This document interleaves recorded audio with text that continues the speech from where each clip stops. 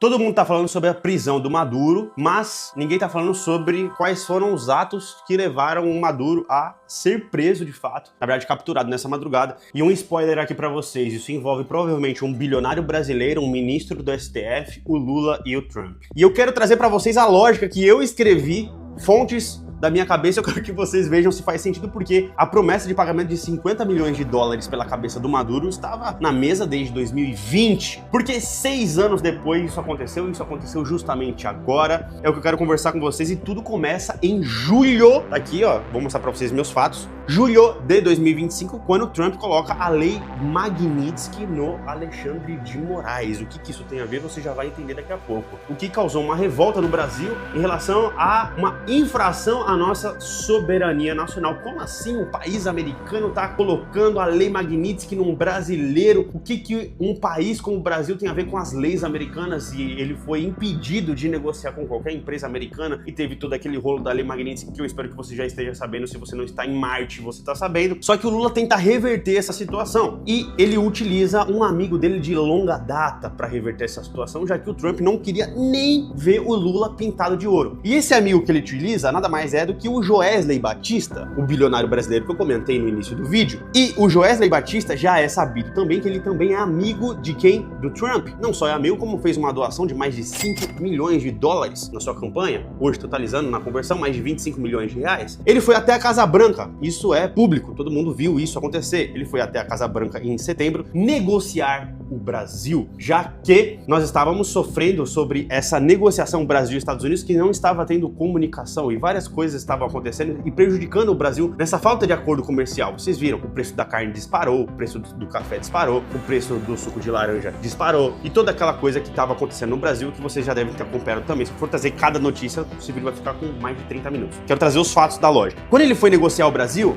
os Estados Unidos dizem o seguinte: olha, eu tenho interesse em basicamente duas coisas: terras raras, que eu já vou explicar o que é, e petróleo. Vocês têm proximidade com a Venezuela. A Venezuela detém 17% do petróleo a nível global. Nós estamos falando de 300 bilhões de barris que tem na Venezuela. Isso somado é mais do que tem de petróleo nos Estados Unidos, na Rússia, no Irã e no Iraque. É muito petróleo. E também o Brasil tem a segunda maior reserva de terras raras do mundo. E os Estados Unidos enfrentam uma séria crise contra a China, que hoje é a maior produtora de terras raras, mais ou menos 70% do planeta. Então veja só os dados que nós temos e como isso vai se encaixando ao longo da história. Os Estados Unidos não quer mais ficar dependendo da China, certo? E ele vai para o segundo maior detentor de terras raras. O que são terras raras para você que não sabe? Terras raras é basicamente um composto de minerais, basicamente 17 elementos químicos, do qual o Brasil detém a segunda maior reserva. A última vez que eu vi, que eu pesquisei, são 21 milhões de toneladas. Para que servem essas terras raras? Basicamente para fazer tudo que envolve tecnologia e energia. Então tudo que você está vendo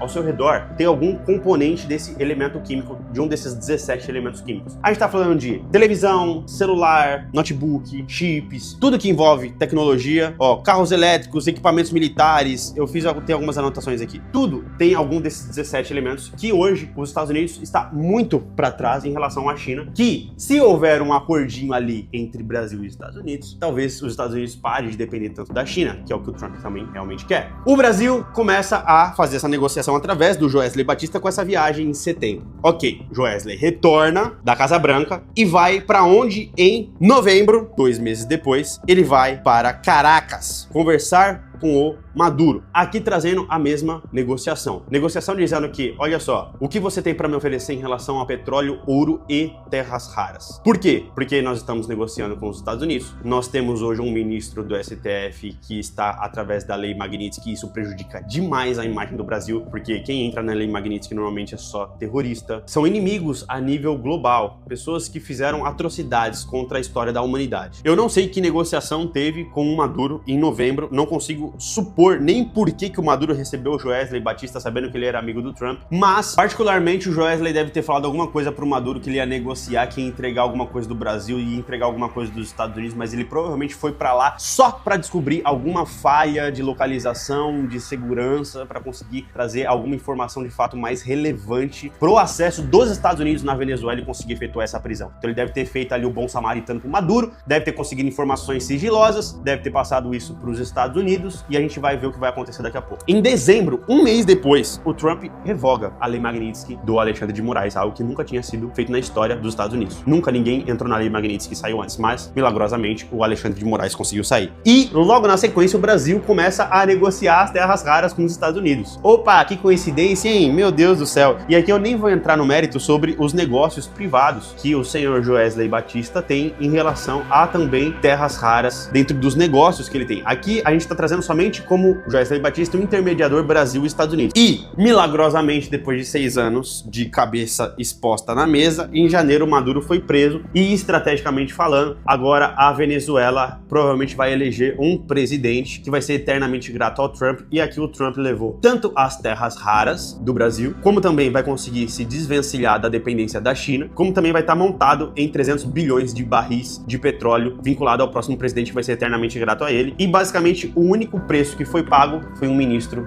do STF em Brasília. Será que faz sentido toda essa história e toda essa negociação? E se você chegou até o final desse vídeo e ainda não me segue, clica aqui embaixo, não esquece de seguir.